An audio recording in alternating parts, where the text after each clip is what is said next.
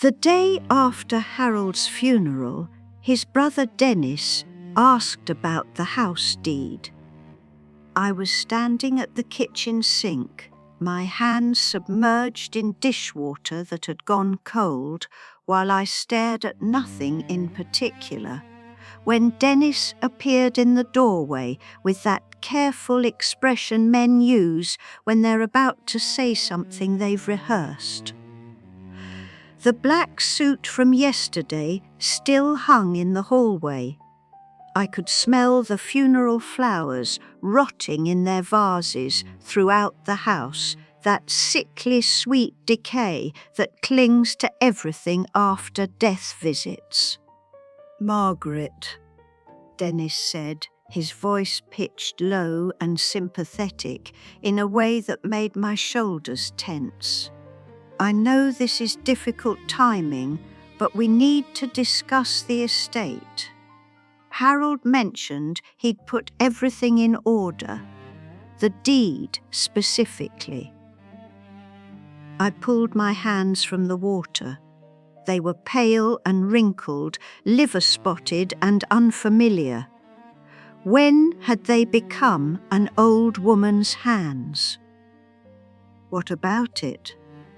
Dennis shifted his weight, glanced toward the hallway, as if checking for witnesses. "He said he'd made arrangements for your protection, in case something happened to him." My protection. The phrase settled in my stomach like a stone. I dried my hands on a towel that still smelt faintly of Harold's cologne.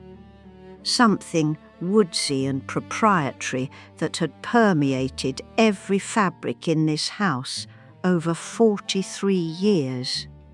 The scent made my throat tight, not from grief, from something I couldn't yet name. "I don't know what arrangements he made," I said.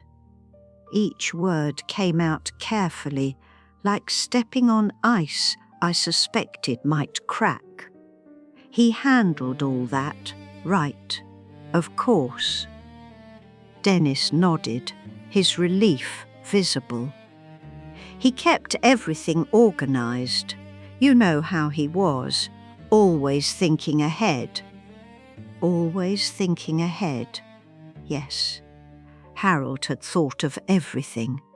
Where I should shop, which friends were appropriate, how much money I needed for groceries, carefully calculated and provided in exact amounts every Friday morning. When I needed new clothes, he selected them, practical things, in neutral colours that wouldn't draw attention. When I wanted to visit my sister in Phoenix, he had reasonable concerns about the expense, the heat, my health, the inconvenience to others. For my own good, for my protection, for us. "The office," I said slowly. "His papers would be in the office." Dennis brightened. "Exactly. I was thinking we could go through. It's locked." The brightness dimmed. Locked. Always locked. Harold kept the only key. This was true. In 43 years of marriage, I had never been inside Harold's office. It wasn't forbidden exactly. It was simply understood. That was Harold's space, his private domain where he handled important matters, finances, documents, decisions. I had never questioned it, the same way I had never questioned why he needed to review my phone calls, why he insisted on accompanying me to doctor's appointments, why he kept our checkbook locked in his desk drawer. Marriage, I had believed, was built on trust, and trust meant not prying into spaces that weren't mine. "I'm sure there's a key somewhere," Dennis said. Maybe in his personal effects? I thought of Harold's personal effects, boxed and waiting in the bedroom. His wallet, his watch, his wedding ring, which they'd removed at the hospital and placed in a plastic bag with his name written in black marker. I had not yet touched any of it, perhaps. Dennis was watching me, with an expression I couldn't quite read. Concern? Impatience? Something else? Margaret, I know this is overwhelming, but there are time-sensitive matters, the trust documents, the power of attorney arrangements Harold set up. It's all very generous, very protective. He wanted to make sure you'd be taken care of. Taken care of, protected, generous. The words hung in the air like smoke. I looked past Dennis, through the kitchen doorway, down the hall to where Harold's office door sat closed and silent. A white panel door with a brass doorknob and a keyhole I had never thought to examine. Beyond that door lay Harold's organised world, his files, his papers, his careful plans for my protection. Something cold moved through my chest. Not grief, something sharper. "I'll look for the key," I said. Dennis smiled. "Good, that's good, Margaret. I'll call you tomorrow and we can go through everything together." After he left, I stood in the hallway and stared at that closed door. 43 years I'd walked past it without stopping. 43 years of trusting that what lay behind it was none of my concern. The silence in the house had weight now. It pressed against my ribs, settled in my lungs. Made breathing an act of conscious effort, I reached for the doorknob, turned it, locked as always, but I didn't walk away. I found Harold's keys in his nightstand drawer, tucked beneath a stack of handkerchiefs he'd always insisted I iron with precision creases. The keyring was heavy, brass, with more keys than I could account for. Our house had 4 doors, our cars had keys. What were the others for? The office key was labelled, a small white sticker with Harold's neat printing, "Office Keep Secure." My hand trembled as I held it. It was Tuesday afternoon, 3 days after the funeral. The house was too quiet, no television murmuring from Harold's chair, no rustle of newspaper, no soft clearing of his throat that meant he wanted something and I should guess what. Just silence, dense and textured like felt. I stood outside the office door for what felt like hours, but was probably only minutes. Every part of me understood I was about to cross a threshold Harold had never intended me to cross. That this was the one space in our shared life where I had never been invited. But Harold was dead, and Dennis's questions about deeds and trusts and protection had planted something in my mind that was growing roots. The key slid into the lock smoothly, as if it had been waiting. The tumblers clicked. The door opened. Harold's office was immaculate. A wide mahogany desk faced the window, its surface empty except for a green banker's lamp and a leather blotter. 2 walls of built-in bookshelves held matching binders arranged by colour and label. Filing cabinets lined the 3rd wall. Everything was organised with military precision. No dust, no clutter, no personality. It looked like a lawyer's office or a doctor's. Sterile, functional, cold. I stepped inside. The carpet was thick. Beneath my feet, muffling sound. The air smelled faintly of leather and paper and that cologne Harold had worn for decades. It was like stepping into a photograph of order, a place where everything had its designated position and purpose. The binders on the shelves were labelled in Harold's careful hand. Medical Records, Margaret, Volumes 1-4. Household Finances, monthly 2010 to 2023. Correspondence, Margaret, personal. Legal documents, primary. Observation logs, daily. Observation logs, daily. My legs felt unsteady. I pulled out the chair at Harold's desk and sat down, my hands gripping the armrests. The leather was cool and smooth, worn in places where Harold's hands had rested for decades while he worked at whatever it was he worked at in this locked room. I reached for the nearest binder.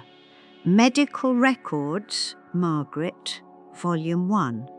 Inside were photocopies of every medical visit I'd had since we married. Doctor's notes, test results, prescriptions. But interspersed between them were pages in Harold's handwriting. Notes, observations, commentary. October 12, 1985, M3 complained of headache. Seems exaggerated. Possible attention-seeking behaviour. Monitor. February 3, 1987, M3 forgot doctor's appointment.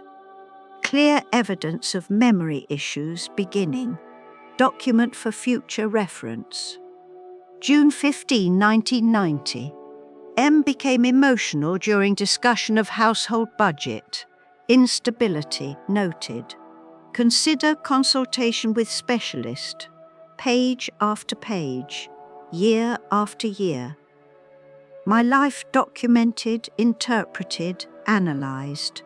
Every headache, every forgotten item, every moment of emotion catalogued and pathologised by my husband in his precise handwriting. My hands shook as I turned the pages. The room felt smaller, the air thinner. I pulled down another binder, Correspondence, Margaret, personal. Copies of letters I'd written to my sister Sarah in Phoenix, all of them, photocopied before I'd sent them, organised by date, with Harold's notes in the margins. Letter to S, mentions visit, discourage. S has destabilising influence. Letter expresses dissatisfaction with church group. Good. Limit external relationships. Letter discusses financial concerns. Concerning. M. Does not understand our financial structure. Must address. I had thought those letters were private, between sisters. Sacred. Harold had copied every one. My throat burned. I couldn't swallow. The room tilted slightly, or perhaps I did. There were more binders, so many more binders. Years and years of my life, organised and labelled and locked away in Harold's immaculate office where I had never been allowed to enter. Observation logs daily. I pulled down the most recent volume. It was thick, filled with entries in Harold's handwriting. A log, a daily log of my activities, my conversations, my behaviour, recorded like a scientist recording an experiment. Monday, March 6th, 2023. M. Spoke with neighbour Linda for 23 minutes at mailbox. Conversation appeared animated. Linda is encouraging independence. Problem. Wednesday, March 15, 2023. M. Mentioned wanting to attend library book club. Expressed interest in getting out more. Discouraged by mentioning my health concerns requiring her presence at home. Effective. Friday, April 7, 2023, Emma Fincanurin asked about accessing joint bank account online, explained security risks. She accepted. Monitor for further requests indicating dissatisfaction with current arrangements. The pages blurred. My chest felt tight, compressed, as if the air in this room had turned to something solid I couldn't pull into my lungs. 43 years, every day, documented, controlled, managed. I had not been Harold's wife. I had been his project, his case study, his subject. The telephone rang in the kitchen, sharp and intrusive. I didn't move. Let it ring. Let the world wait while I sat in this chair, Harold's chair, in this room, Harold's room, and felt something crack open inside me that I didn't have a name for yet. It wasn't grief. It was something much older and much angrier. I don't know how long I sat in Harold's chair, surrounded by the evidence of my documented life. The light changed. The room grew dimmer. My hands stayed folded in my lap, motionless, while my mind tried to reorganize 43 years of memory into something that made sense with what I'd just discovered. Every kindness recontextualized, every concern revealed as surveillance, every act of protection exposed as control. I thought of our wedding day, Harold slipping the ring on my finger, promising to cherish me, to honour me. Had he meant it then, or had I simply been a project from the very beginning?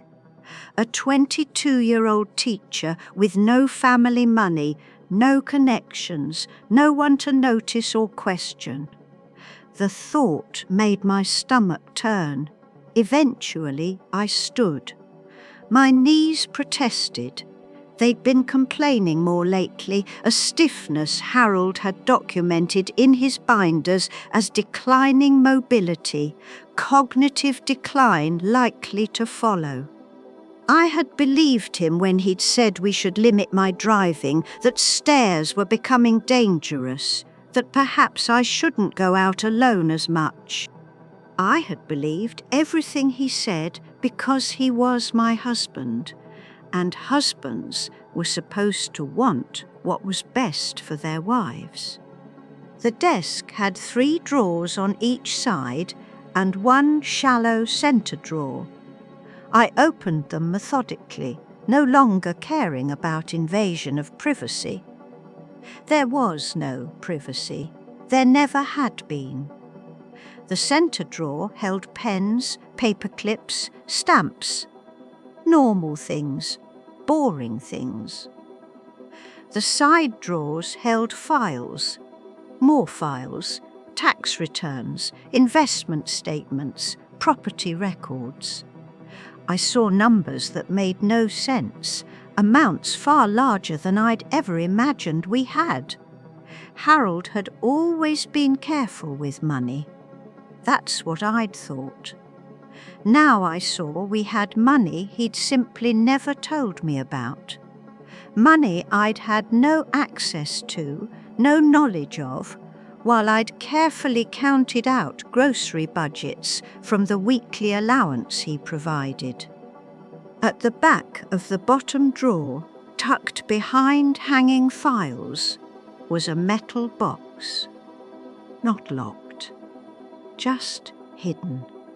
Inside a will, legal documents, and a letter. The will was dated 6 months ago. I scanned the first page, then the second, my vision tunneling as I read phrases that seemed to be in English but made no sense.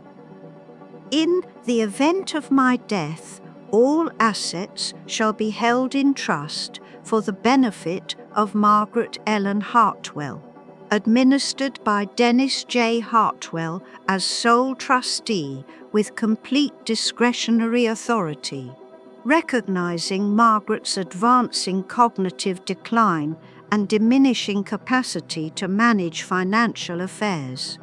Protective measures to prevent exploitation by outside parties who might take advantage of her vulnerable state. Trust, not inheritance, not my wife owns our home and our money.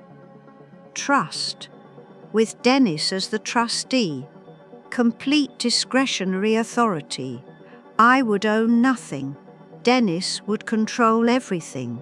Would decide what I needed, what I could spend, where I could live, just like Harold had. The letter was in an envelope, marked to be delivered to Margaret after my death. My hands shook as I opened it. Harold's handwriting again. Neat, controlled, explaining. Dearest Margaret, I know this will be difficult for you to understand, but everything I've done has been for your protection. Your health has been declining for years, though you may not have noticed. Memory lapses, confusion, emotional instability. I've documented it all carefully, as you'll see. Dennis will take excellent care of you. He understands your needs. The house will be maintained for your use, but the legal ownership must transfer to the trust to protect you from making poor decisions in your grief and confusion. You were never equipped to handle these matters, my dear. That's not a criticism, it's simply reality. Some people are born to manage life's complexities, and others need guidance. You've always needed guidance, even when you didn't realize it. Trust Dennis. Trust the arrangements I've made. They come from a place of deep love and concern. I've always protected you, Margaret, even now. With devotion, Harold. The paper crumpled in my fist before I realized I was crushing it. Deep love, concern, protection. The words were ash in my mouth. Harold hadn't protected me. He'd erased me, slowly, methodically, over decades. Documented my erasure like a scientist tracking the progress of an experiment. Created a paper trail that would survive him, that would ensure his control continued even after his death through his brother Dennis, who'd clearly been part of this arrangement all along.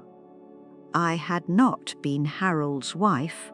I had been his possession, his managed asset, his incompetent dependent who needed protecting from her own simple mind. The rage that rose in me was quiet. It didn't scream, it didn't thrash. It was cold and steady and utterly certain, like ice forming over still water. I looked around Harold's immaculate office, at his organized binders, his careful files, his documented evidence of my supposed decline. He'd thought of everything, planned for every contingency, built a fortress of legal protection around his version of reality.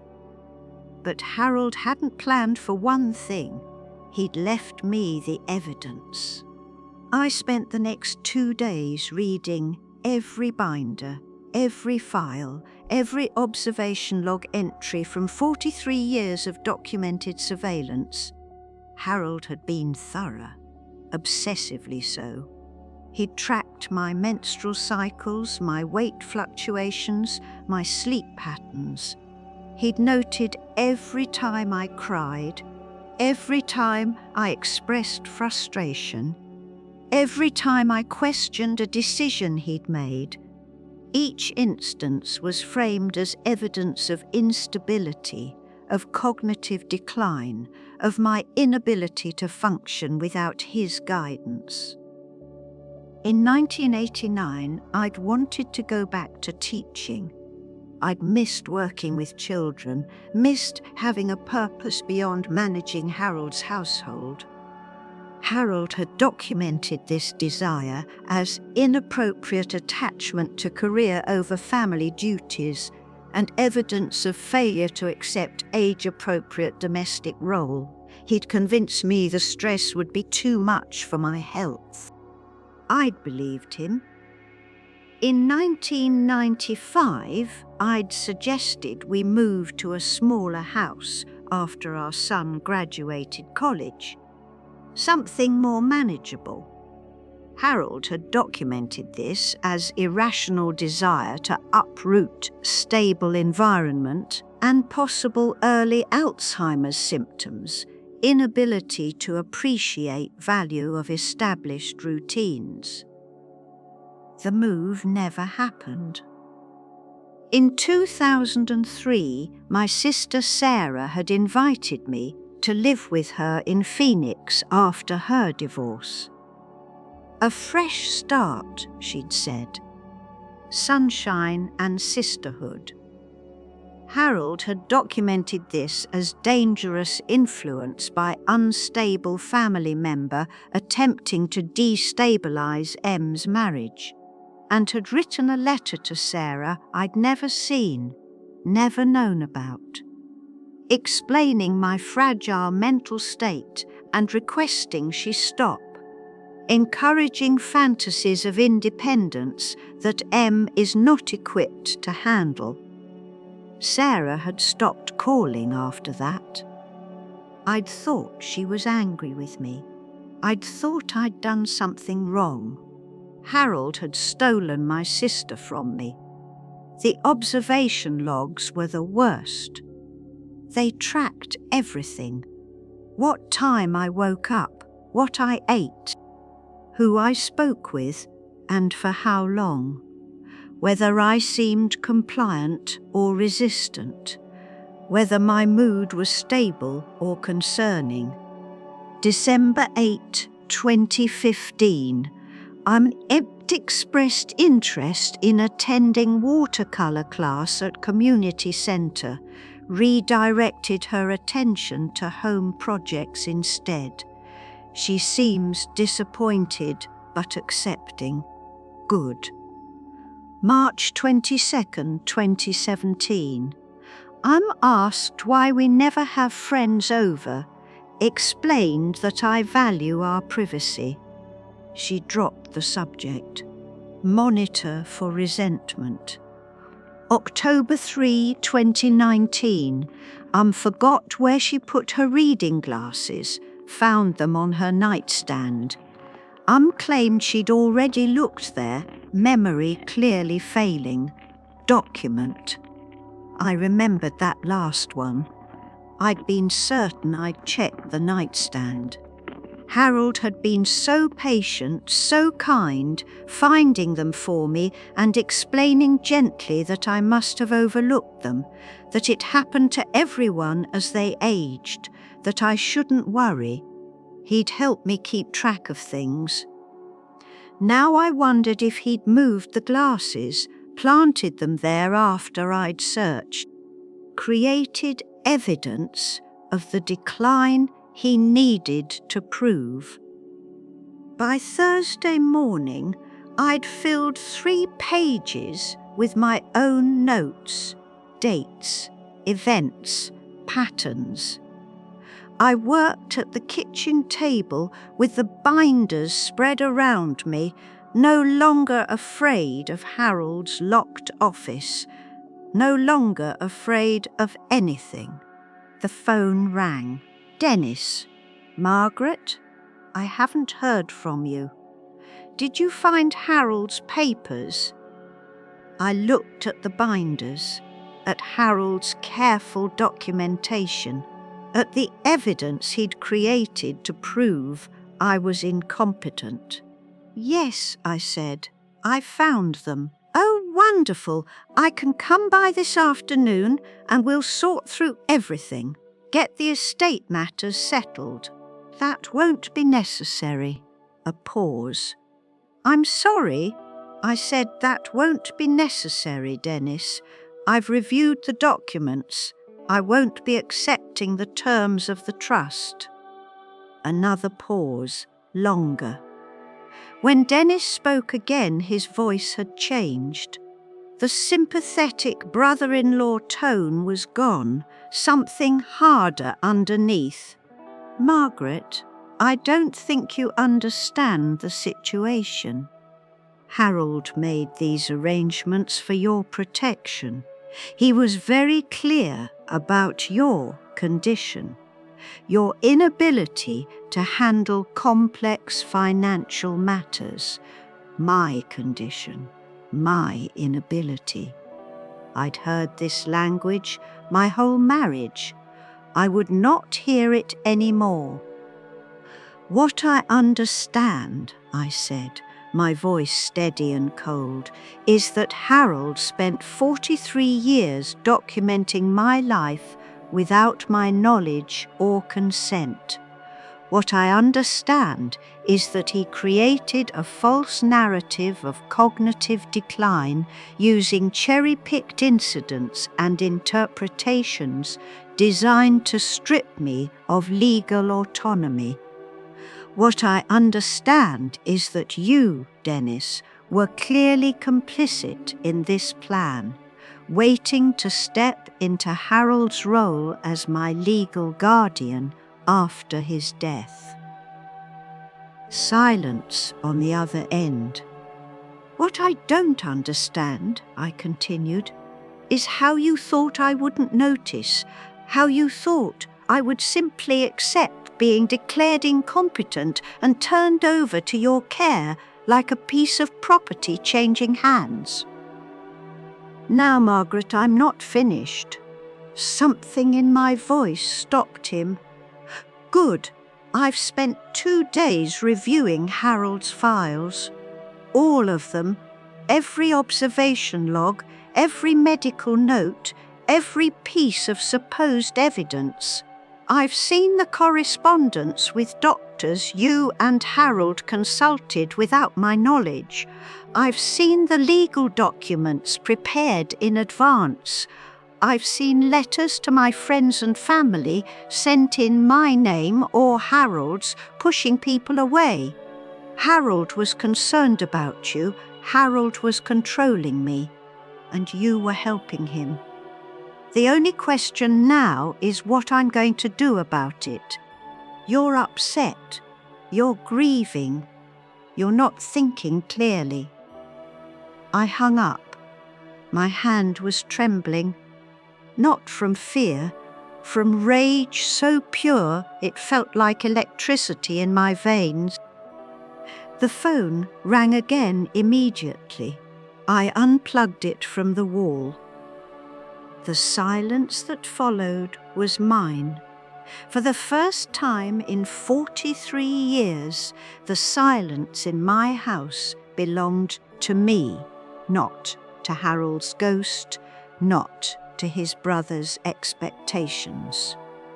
I stood at the kitchen window, looking out at a world that suddenly felt different, sharper, more real. The morning light fell across the counter where I'd set Harold's wedding ring. I'd taken mine off 2 days ago and hadn't put it back on.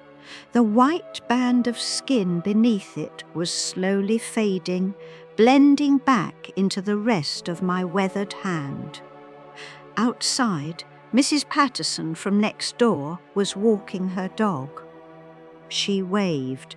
I waved back, and something loosened in my chest. I had work to do. I needed help. Professional help. The kind Harold had always filtered and controlled. Friday morning, I drove myself to the law office of Grace Patterson. No relation to my dog-walking neighbour, but the coincidence felt like a small gift from the universe. I'd found her name online after searching estate attorney elder abuse. The phrase felt strange typing it, then terrifyingly accurate. Harold had always insisted on attending my appointments. Doctor, dentist, even the hairdresser occasionally. Just to keep you company, he'd say. Make sure everything goes smoothly. Now I understood he'd been curating my access to the outside world, monitoring what information went in and what went out, maintaining control of the narrative. This appointment was mine alone.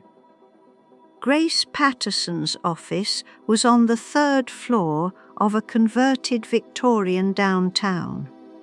I climbed the stairs slowly, not because I couldn't manage them, but because I was giving myself time to decide if I was really doing this, if I was really about to tell a stranger that my husband of 43 years had spent our entire marriage building a legal case to have me declared incompetent. The door had frosted glass with her name in simple black letters. Professional, straightforward, no nonsense. I liked her immediately. She was perhaps 60, with grey hair cut short and glasses on a beaded chain around her neck. She shook my hand with a firm grip and didn't offer condolences about Harold's death or make sympathetic faces, just looked at me with clear eyes and said, "You sounded upset on the phone. Tell me what's happening." So I did. I told her about Dennis asking for the deed, about the locked office, about the binders and logs and surveillance that had documented 43 years of my life without my knowledge, about the will that placed everything in a trust, about the letter Harold had left explaining my supposed decline and his arrangements for my continued protection through his brother. Grace listened without interrupting.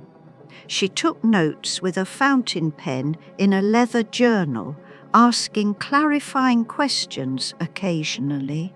"Did you consent to these medical evaluations? Were you aware your correspondence was being copied? Did you have access to your joint bank accounts?"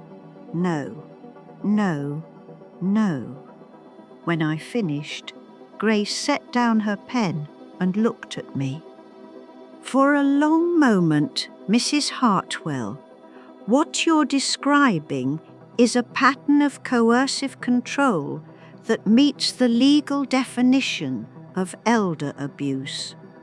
Your husband created a false narrative of incapacity using information gathered without your consent and medical consultations you were not fully informed about. He then used that narrative to structure his estate in a way that would continue controlling you after his death.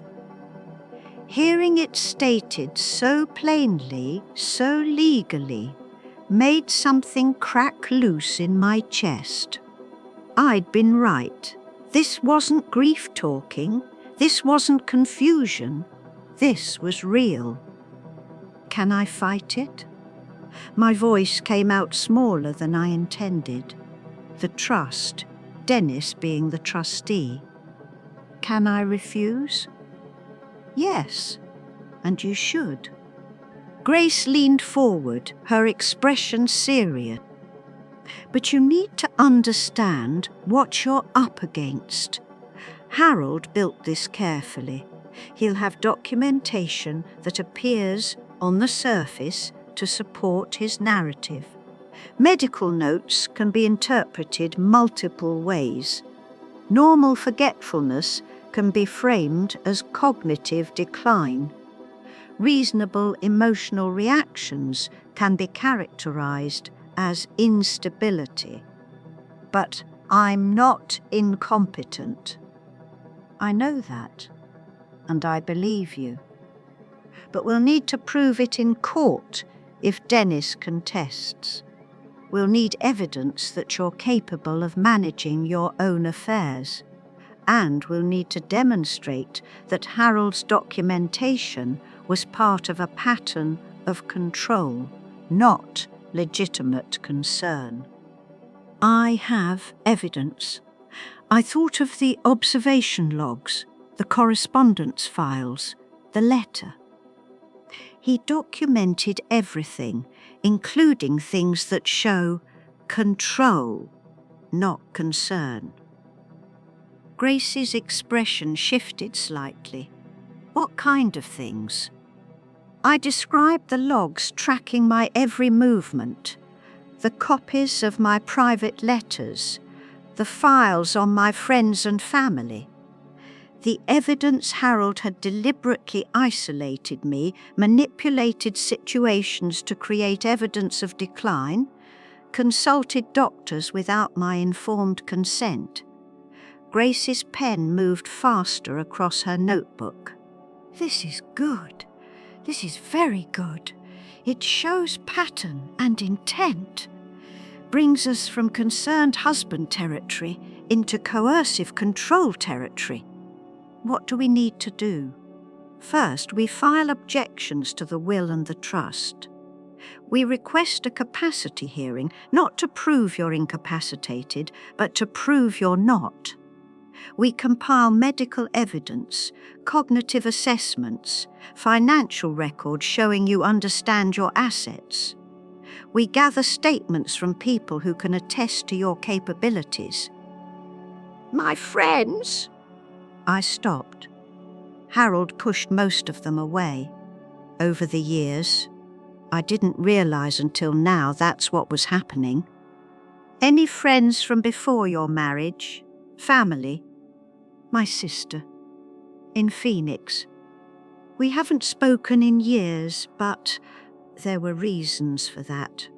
Harold's reasons. Call her. Explain what you've discovered. See if she'll provide a statement. Meanwhile, I'll request copies of all medical records, the real ones, from the doctors themselves, not Harold's interpretations. We'll get you scheduled for an independent cognitive assessment, clear and recent. The list felt overwhelming, but also right.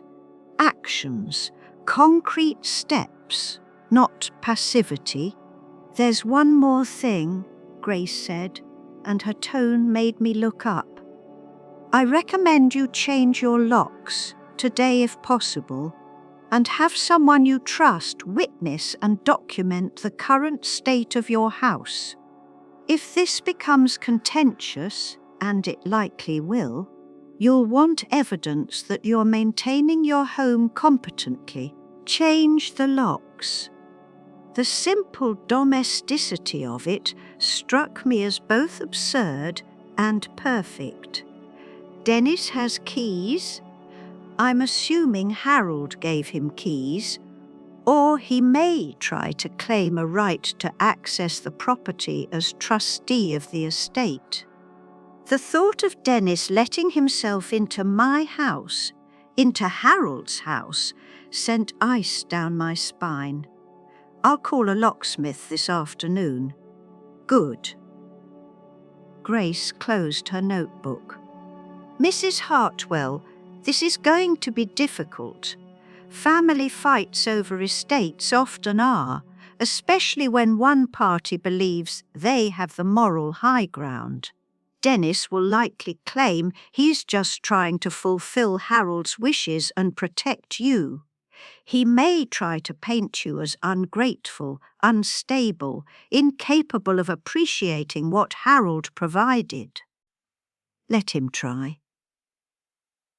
The words came out harder than I'd intended, colder.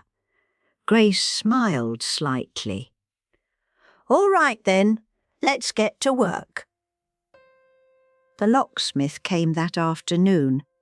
His name was Tom, and he'd been changing locks in this town for 30 years. He didn't ask why I needed new locks 3 weeks after my husband's funeral, just quoted me a price and got to work. I stood in the kitchen while he drilled out the old deadbolt on the front door, the high-pitched whine of the power tool cutting through the house's silence. Every turn of the drill felt like an erasure. Harold's keys would no longer fit. Dennis's keys would no longer fit. The house would recognize only me. You want me to do the back door too? Tom asked, pulling the old lock free. Yes, and the basement entrance, all of them, you got it. While he worked, I called my sister. Sarah answered on the 3rd ring, her voice wary. Margaret, it's me. It's been a long time. I know. I'm sorry. I'm so sorry. My throat tightened. Sarah, I need to tell you something about Harold, about our marriage, about why we stopped talking. Silence on the other end, then. Is he still controlling things from the grave? The accuracy of it made me laugh, a sound that came out half sob. Yes, but I'm fighting back, I told her. Not everything, not yet, but enough. The binders, the surveillance. The letter to her that I'd found filed under Destabilizing Influences Family, where Harold had written to Sarah claiming I'd developed severe anxiety disorder and begging her not to encourage my episodes of irrational desire to leave my marriage and support structure. That bastard, Sarah said quietly. Margaret, I thought you didn't want to talk to me. That I'd said something wrong, that you'd chosen him over me. I never saw the letter. I never knew he'd written to you. He told me you'd asked him to write it, that you were too anxious to call yourself. I believed him. We'd both believed him. That was Harold's particular genius, making his version of reality so convincing that everyone accepted it without question. I need a favor, I said. My lawyer says I need statements from people who knew me before the marriage, who can testify that I didn't always need protection.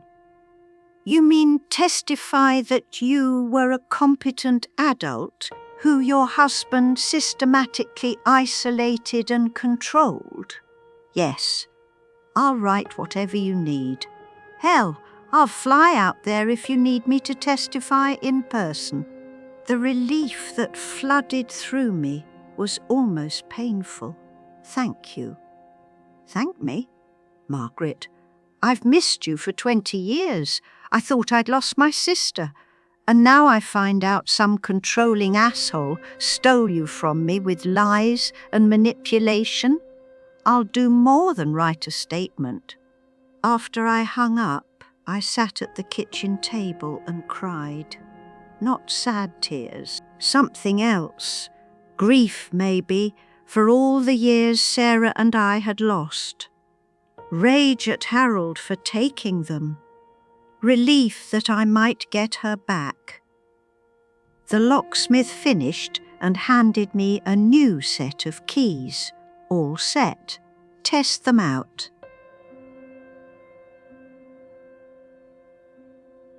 I walked through the house, locking and unlocking each door.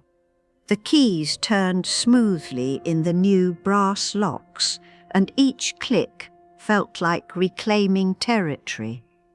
Tom left. I stood in the entryway, looking at the front door with its new deadbolt, and felt something shift in my chest. The house was mine now, really mine. Not Harold's, not Dennis's, mine. That night, Dennis came by unannounced. I heard his car in the driveway, saw his headlights sweep across the living room curtains, then footsteps on the porch, the doorknob turning, or trying to, the confusion when it didn't open, the realization, the knock. "Margaret, Margaret, open the door." I stood in the darkened hallway, watching his silhouette through the frosted glass panel.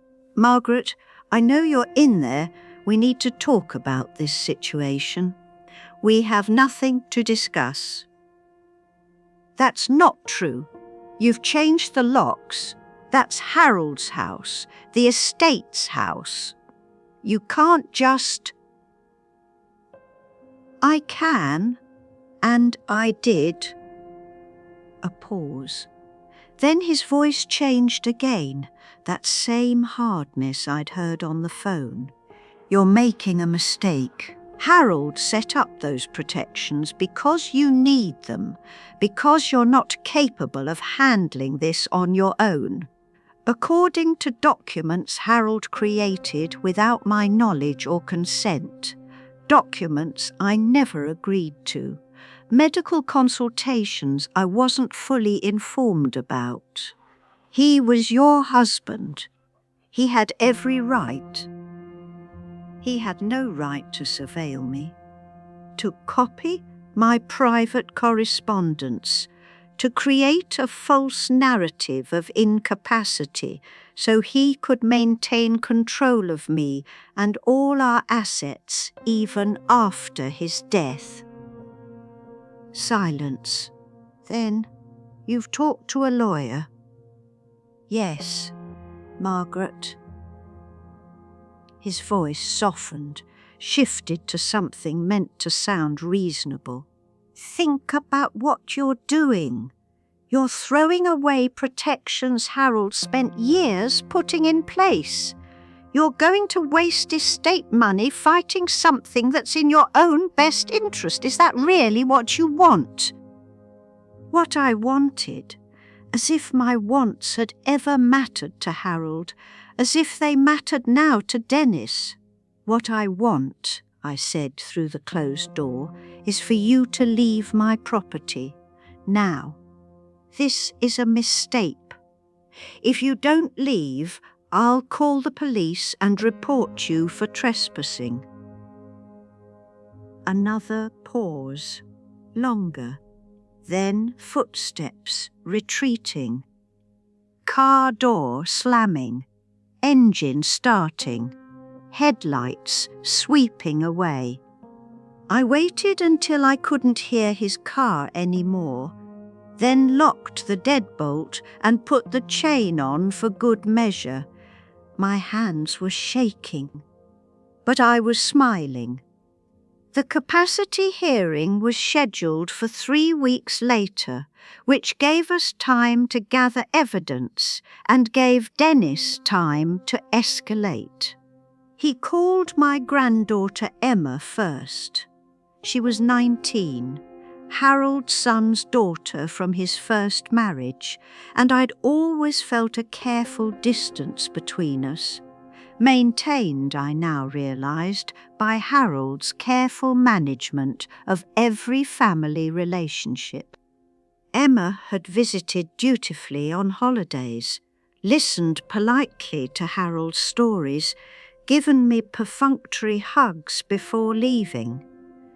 She appeared at my door on a Tuesday morning, unexpectedly, with questions in her eyes. "Grandma, can I come in?" I made tea. She sat at my kitchen table and looked around the house as if seeing it for the first time. "Uncle Dennis called me," she said. "He said you were contesting Grandpa's will, that you were making things difficult, that that he'd been worried about you, about your memory." "What else did he say?" Emma's hands wrapped around her mug. "He said you'd changed the locks, that you'd hired a lawyer to fight the families, that you weren't thinking clearly because of grief." "Do I seem like I'm not thinking clearly?" She looked at me. Really looked, perhaps for the first time. "No, you seem different. Calmer, actually. More present," I told her. Not everything, the full scope would take hours, but enough. The office, the surveillance, the observation logs that documented her visits, and Harold's assessments of whether she was a stabilizing influence or needed to be managed. I showed her the file where Harold had tracked every conversation between us, noting when I seemed too attached to her or when she seemed to encourage my independence. Emma's face went pale.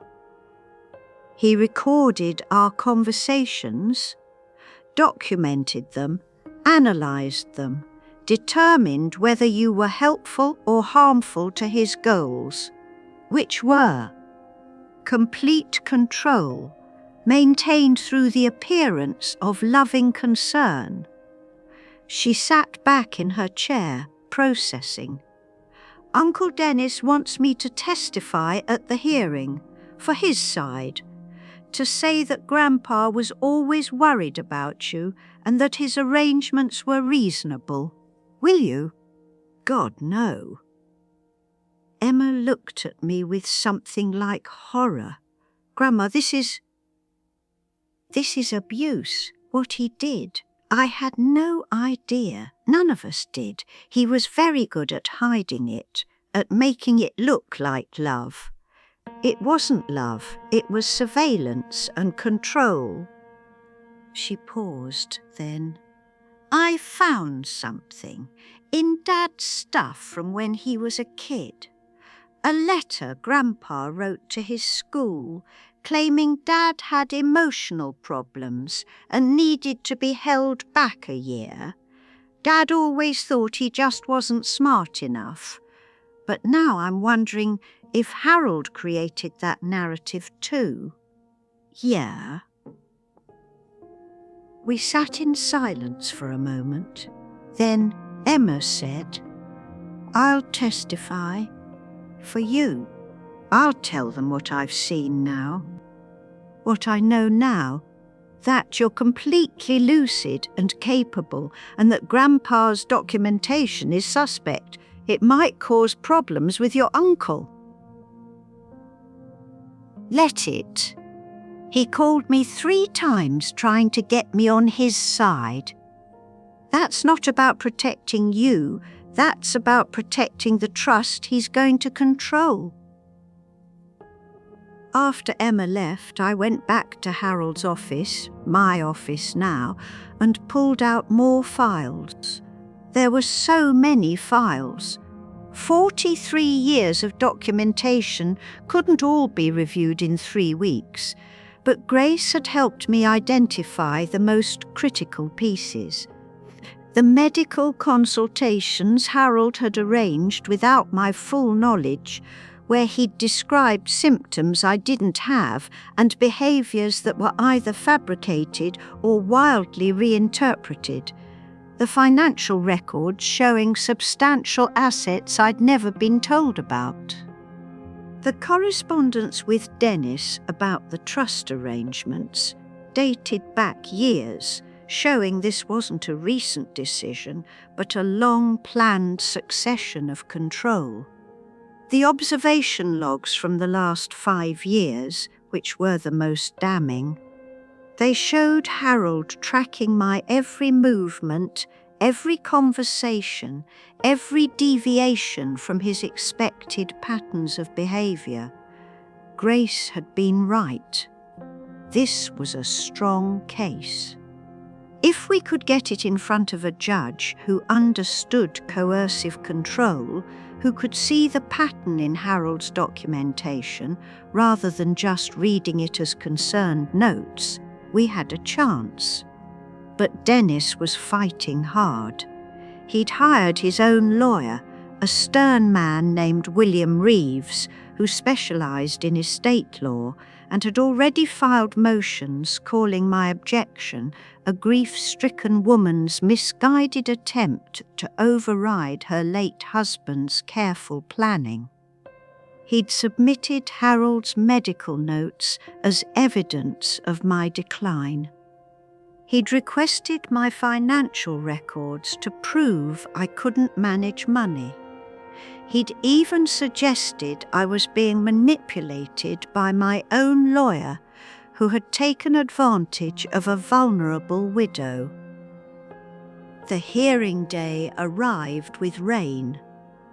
I wore a navy suit I'd found in the back of my closet, something I'd bought years ago for a wedding Harold hadn't wanted to attend.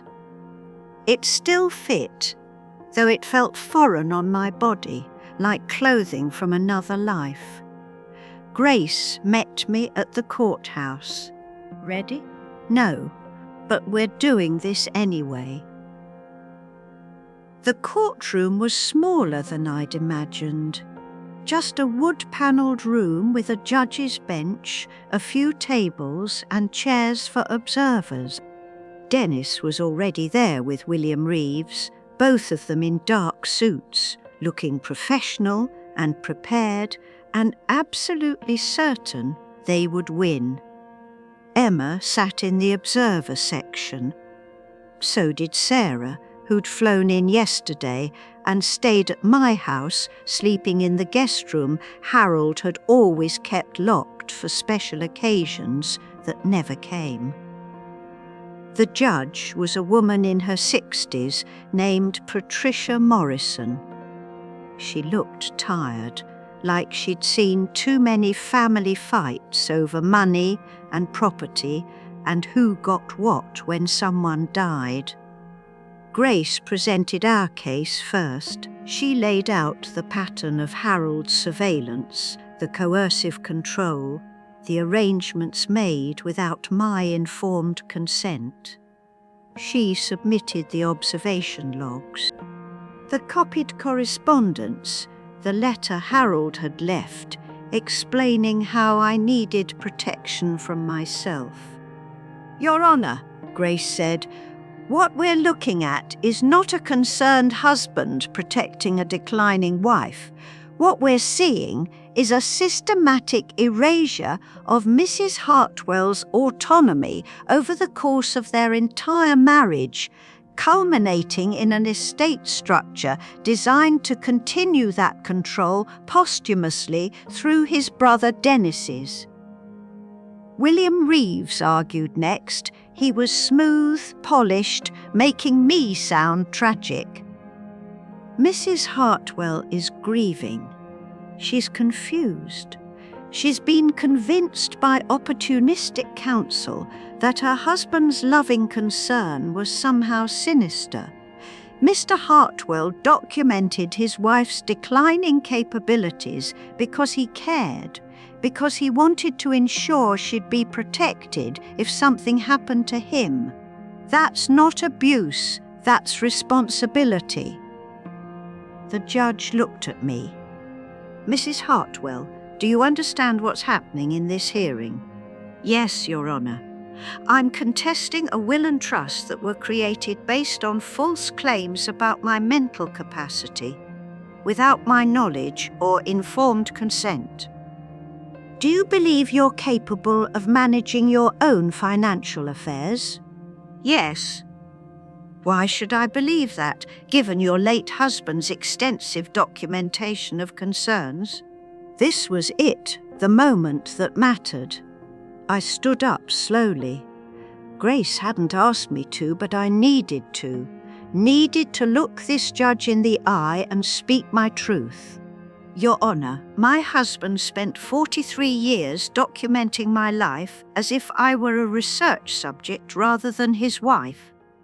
He tracked my conversations, copied my letters, created files on my friends and family, determining whether they were helpful or destabilizing influences. He arranged medical consultations without my full knowledge, and described symptoms to doctors that I didn't actually have. He isolated me from my sister for 20 years, using letters I never saw. He presented normal forgetfulness and reasonable emotions as evidence of cognitive decline.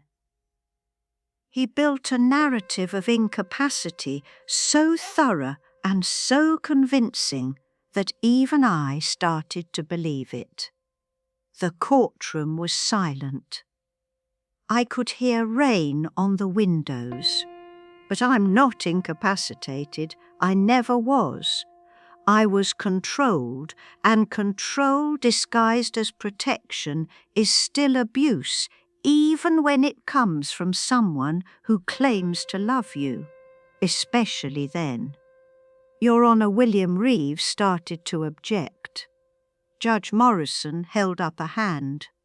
I've read the materials, all of them, including Mr. Hartwell's observation logs. She looked at Dennis. Mr. Hartwell, did you know about your brother's surveillance of his wife? Dennis shifted uncomfortably. Harold shared some concerns. Did you know he was documenting her daily activities without her knowledge? He said he was keeping notes for her medical care. For 20 years, daily logs of her conversations, her visitors, her movements. That strikes you as standard medical notation? Silence. Judge Morrison turned back to me.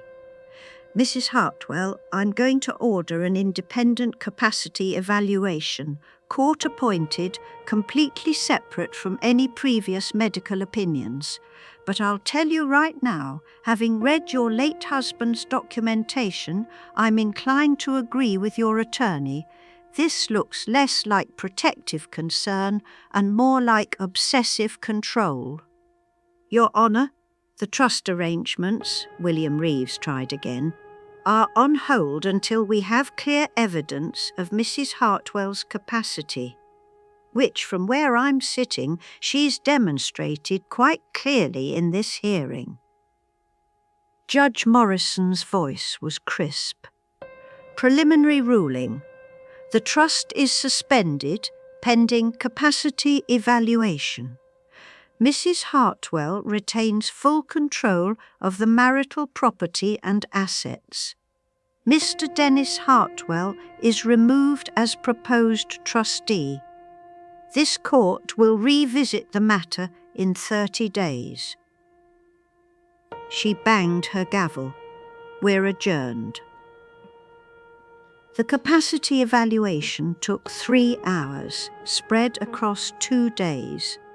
A court-appointed psychologist named Dr. Marianne Chen asked me questions, gave me puzzles, tested my memory and problem-solving and emotional state. I answered honestly. I solved her puzzles. I told her about Harold's surveillance when she asked about stress in my marriage. Her report came back clean. No evidence of cognitive impairment. Mrs. Hartwell demonstrates strong executive function, appropriate emotional responses, and clear understanding of her financial and legal situation.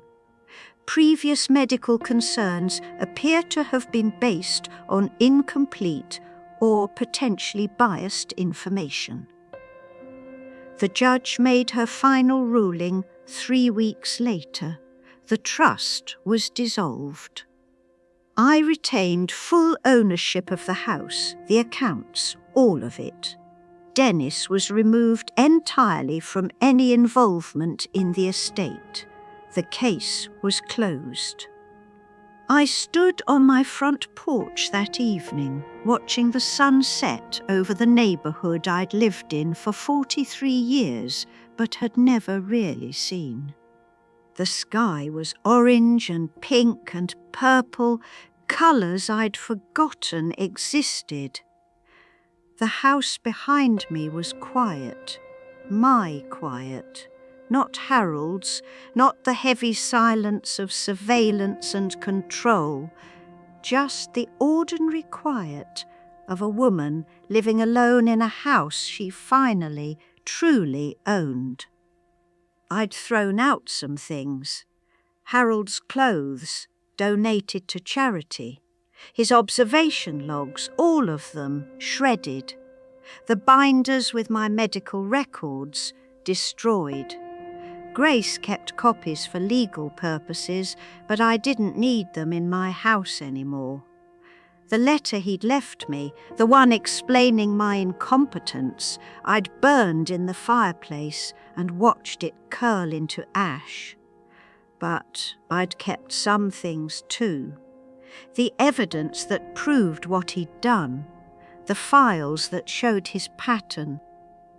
Not for myself, I didn't need reminders, but for something else I'd started. Every Thursday evening now, I held a workshop at the library. It started small, just me and 3 other women, all of us over 65, all of us realizing late that protection and control could wear the same face. Now we had 12 regular attendees and a waiting list. We called it Reclamation Project. I taught them what Grace had taught me, how to recognize coercive control, how to gather documentation, how to find lawyers who understood elder abuse, how to reclaim bank access, change locks, revoke powers of attorney, how to verify that medical diagnoses were real and not interpretations filtered through someone else's agenda. Some of the women had husbands still living.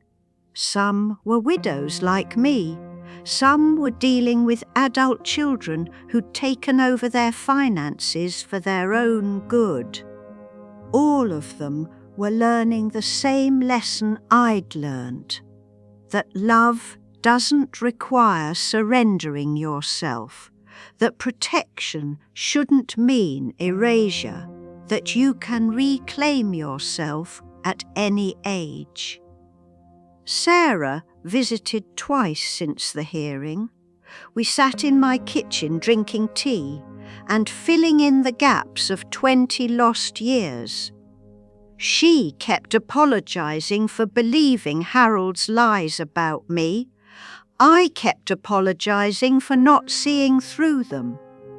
Eventually, we agreed to stop apologizing and just move forward.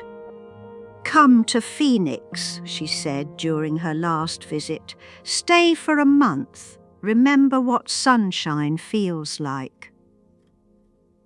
I might.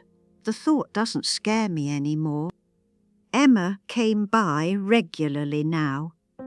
She brought coffee and her laptop and did homework at my kitchen table, the same way Harold used to do his observation logs in his office. But this was different. This was companionship without surveillance, presence without control. "You know what's weird?" she said one afternoon. "I feel like I'm meeting you for the first time. The real you." "I'm meeting her for the first time too," I told her. The wedding ring I'd worn for 43 years sat in a drawer upstairs. I'd taken it off the day after I found Harold's office and never put it back on. The white band of skin beneath it had faded completely now, blended into the rest of my weathered hand. Until you couldn't tell there'd ever been anything there. Sometimes I still caught myself asking, what would Harold think before making a decision? Then I'd remember, Harold is dead, and his opinion doesn't matter anymore. Only mine does. I bought a watercolour set last week, took it out of the box yesterday, set it up at the kitchen table with paper and water and brushes and just looked at it. The colours bright and clean in their little squares, the blank paper waiting, the brushes soft bristled and full of possibility. I haven't painted anything yet, but I will. I stood on the porch a moment longer, watching my neighbour walk her dog, watching cars pass, watching the ordinary world go about its ordinary business. Inside my house. The lights were on in the kitchen where I'd left my watercolours set up. The office that used to be Harold's was now just an empty room with bookshelves. I hadn't decided what to do with it yet. Maybe nothing. Maybe just leave it empty, a space that didn't have to be anything other than space. The locksmith's new keys were on their ring by the door. The deed was in my name, filed properly at the county office with a lawyer's help. My bank accounts had my name only, my phone number was unlisted, my mail was mine to open, my time was mine to spend. It wasn't a perfect ending. I still woke up sometimes in the middle of the night, heart pounding, convinced I'd hear Harold's voice in the hallway or find him standing in the doorway to his office, disappointed in me for touching his things. Those moments passed. They got shorter each time. And I was still angry. Not the hot, consuming rage I'd felt when I first opened those binders. Something colder, more permanent. An understanding that I'd lost decades to a man who'd seen me as a project to manage rather than a person to love. That anger might never fully go away. I wasn't sure I wanted it to. It reminded me to be watchful, to question, to never accept protection without examining who it really served. But I was also free, truly free, for the first time in 43 years. I turned and went back inside my house. I had watercolours waiting, and Thursdays, where a room full of women were learning to reclaim themselves, one lock change, one lawyer consultation, one quiet act of defiance at a time. The door closed behind me, locked.